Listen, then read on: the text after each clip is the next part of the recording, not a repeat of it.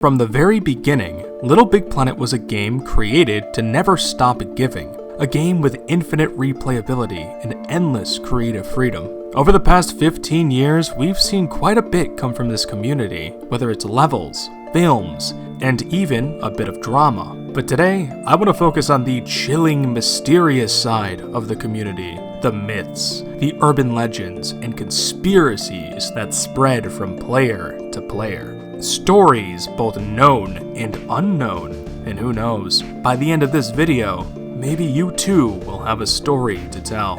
You might know some of these topics, you might not, but I promise there's at least some surprises in this video, so stay tuned. With that out of the way, let's get into some Little Big Planet myths and urban legends. Sackboy.exe.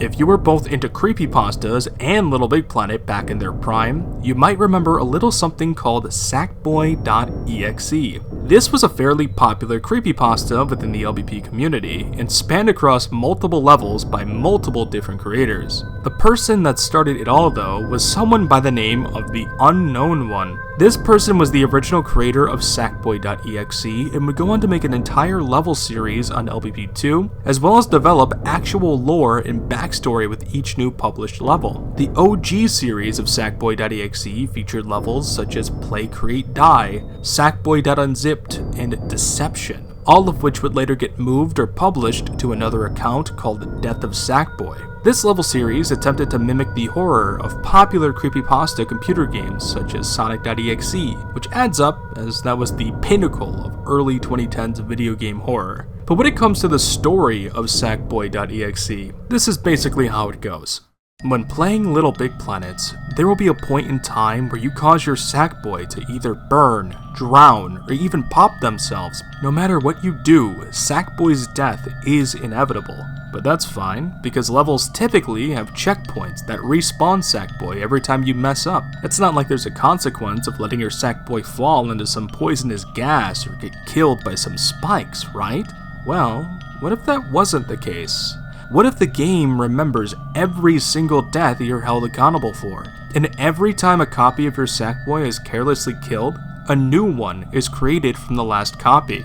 Every death executes a restart and repeat lifecycle. A lifecycle that begins with Sackboy.exe, the original copy. The one that cannot be killed. The one that cannot be deleted. The one that every Sackboy and girl cannot live without. The one that must suffer every time you die.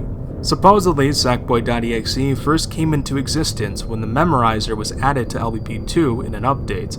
With the Memorizer collecting data from every player, it stored that memory of every single Sackboy death into the original copy, leading to Sackboy.exe possessed levels appearing within the LBP community, levels that show a clear distaste for the player. The levels themselves are disturbing and are meant to frighten the player by showing them just how many times they killed off Sackboy without a second thought. And even if you tried to delete the Memorizer data from your game, Sackboy.exe will remain. IMG 1126.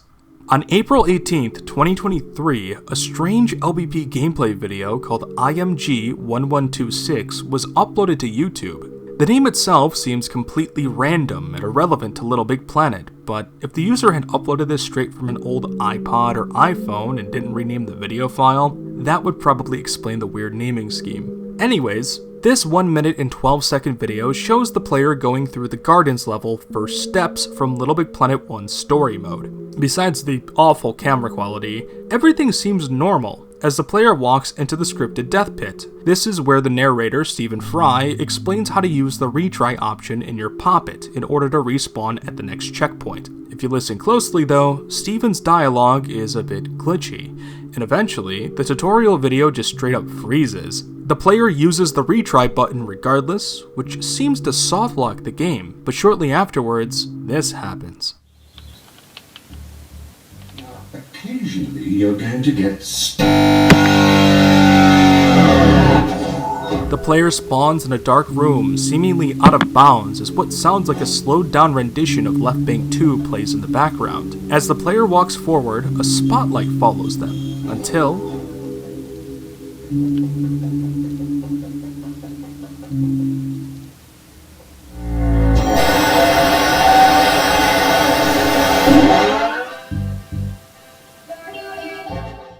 This video is by far one of my favorite creepypasta-esque LBP creations out there, and I'm not even going to try and explain or speculate how they accomplished this in LBP 1 of all games, because that would just ruin the magic of it. It's a really neat video though, and I highly recommend checking out the original for yourselves.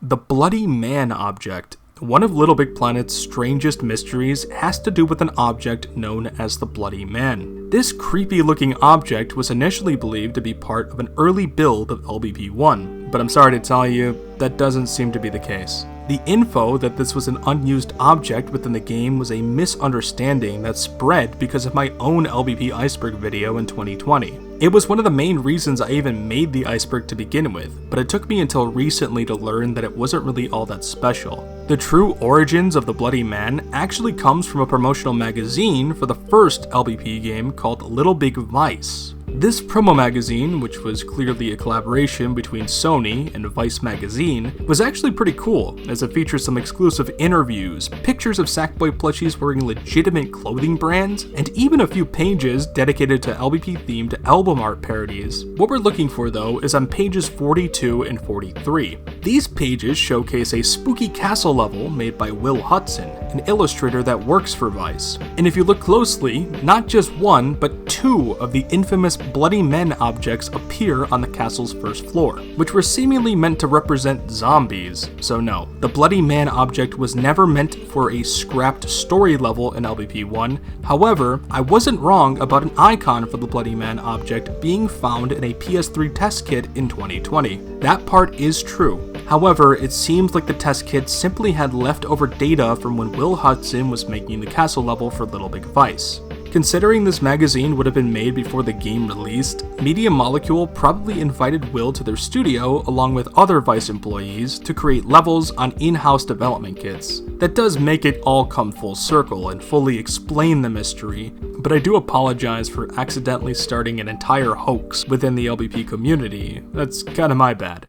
LBP has ties to the Mexican Revolution. So this wild theory started about a year ago when I made a YouTube short covering an Easter egg related to the wedding background in LBP 1. In this short, I talked about a secret message written in Spanish that can be located on one of the tombstones in the wedding background. While the text is pretty hard to make out, we can brighten the actual texture file and decipher what the text says in Spanish and translate it to English, which gives us this. Very trustworthy observers believe that here lies the remains of John Doe, famous American newspaper writer who, under the suspicion of being a spy, was shot and buried at this place. Very strange message, and I wrote it off as just some cool little Easter egg and not much else, but somebody by the name of Jackman12359 left 2 comments on my video, as well as a post on the LBP subreddit that goes into much more detail about the secret message, explaining that it might actually have a connection to real-world events, including the Mexican Revolution.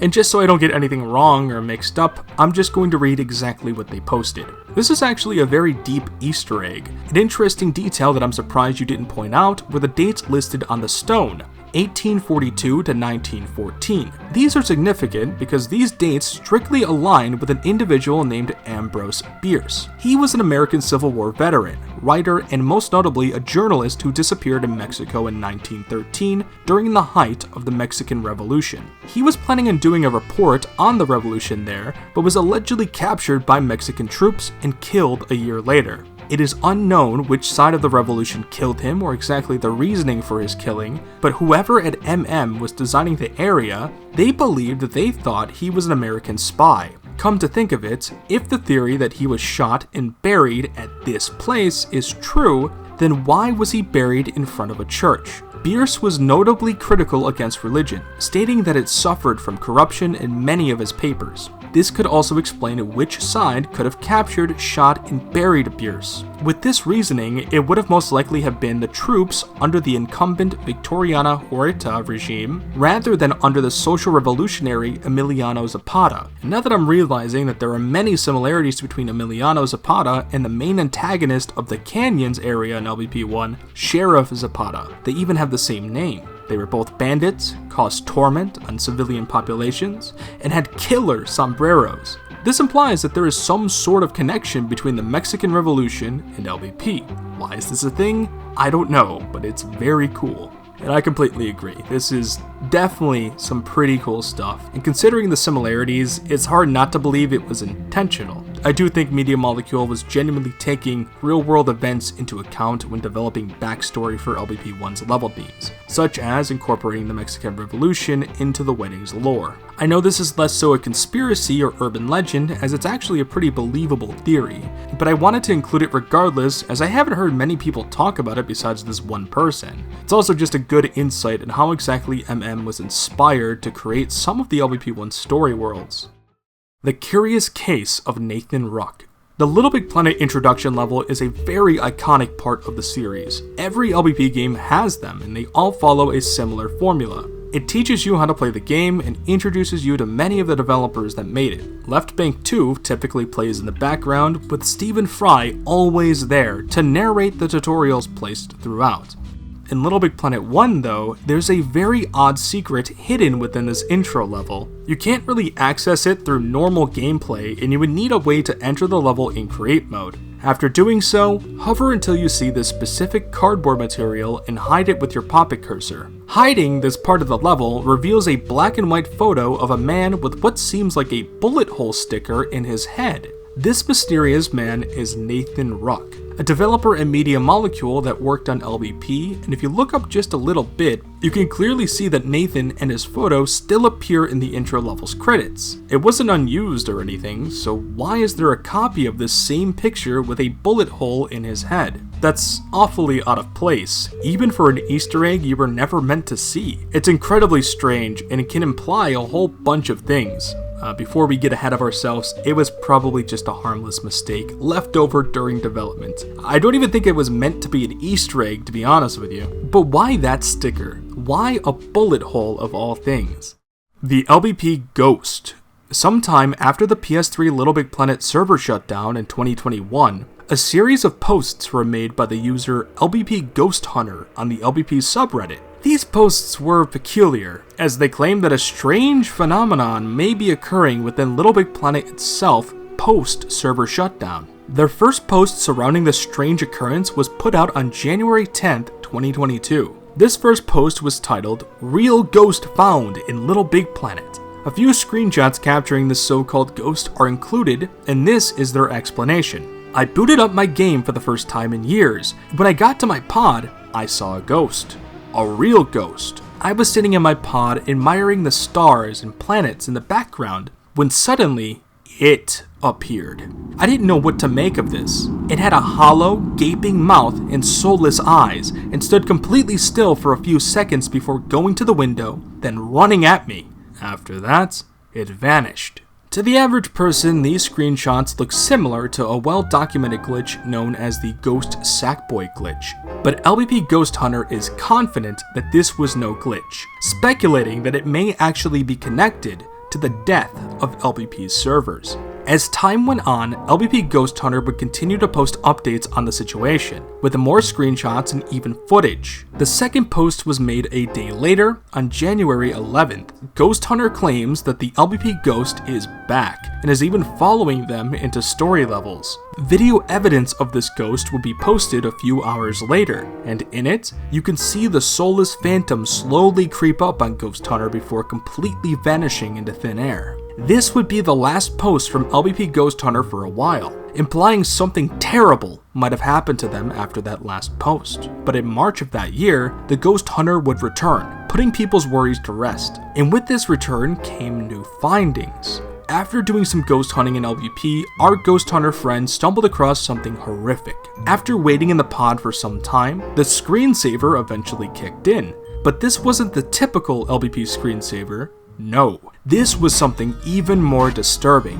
The ghost was back, appearing in front of what looks like a mangled corpse of Sackboy himself. And you might not see it, but this graphic scene makes everything come together, as the LBP Ghost does represent the afterlife of LBP servers, and the mangled Sackboy corpse is a visual representation of Sony's horrible treatment of this series over the past few years. The cherry on top is that the Ghost Hunter later received a photo in the PS3 photo album of this mangled Sackboy corpse. They explained that this photo was not taken by them, which can mean only one thing. This was the doing of a paranormal entity of some kind, perhaps a lost soul that is trying to find their way back home, a home that no longer exists. It can only be the ghost of LBP servers. Riskbreaker01.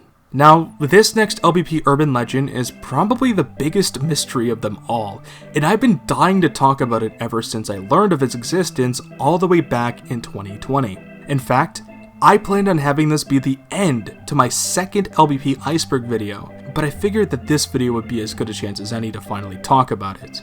While I don't particularly like talking about individual members in the LBP community, Little Big Planet just happens to be a game series so tied to its community that it's hard to really ignore sometimes, especially when it's something so fascinating that it just deserves to be documented. Now, in Little Big Planet, before the server shut down, there was a level called the Love and Marriage, supposedly one of the first levels ever created, as it was released on October 12th, 2008, a date that came before the release of Little Big Planet 1, most likely meaning that this was a level made during the beta. It also happens to be the very first pic, apparently used to propose to someone back in 2008, which, yeah, is nice and all, but what we're looking for are the comments on this level.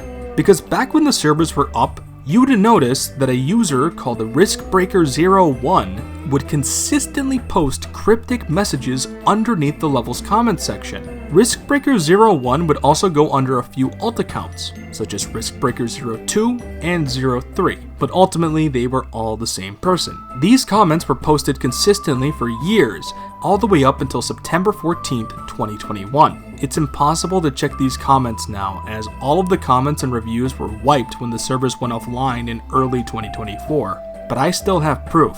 I have footage I recorded all the way back in 2021 when I was planning on covering this in a video. And while the footage is minimal in comparison to just how many messages were posted, it gives a decent look at just how strange this individual was. I do know that these comments went back several years, as there were quite literally thousands of them. One comment typically posted each day, no more, no less. The messages themselves, like I said, are very strange, mainly because they don't make any goddamn sense. This was supposedly a human being committed to posting mumbo jumbo every single day of their life, and this was long before the modern day surge of AI bots and fake accounts posting nonsense on sites like YouTube and Twitter. This was LBP in the 2010s to early 2020s. I doubt there was something like an AI chatbot made for LBP comments back then.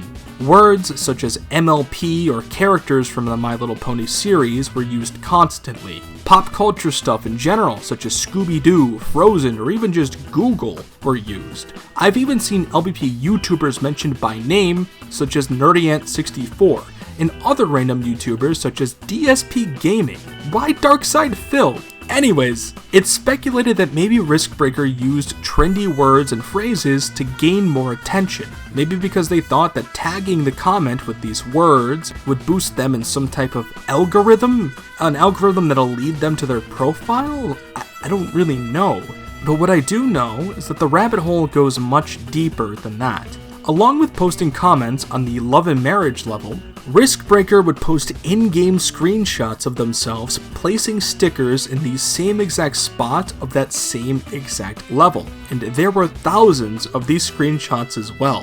Every single one of them were the same type of screenshot, a Sackboy wearing a Santa Claus costume standing in front of a cardboard wall. And while they were the same format, each screenshot would have different sets of stickers placed all over the place, including stickers related to My Little Pony, once again, My Hero Academia, and a bunch of other random stuff. I'm not entirely sure how this would have been automated. Again, this was during a time where chatbots were not that common, especially for something like Little Big Planet. How would that work in game? It had to be a person doing this. I'm not judging this person whatsoever. As long as you're not hurting anyone, I believe you should be able to do whatever the hell you want on Little Big Planet, even if it's something out of the ordinary like this. Though I will admit, I am fascinated with this Riskbreaker character and would like to know what their goal was. Their dedication is eerily impressive, and I would love to know more about why they did this.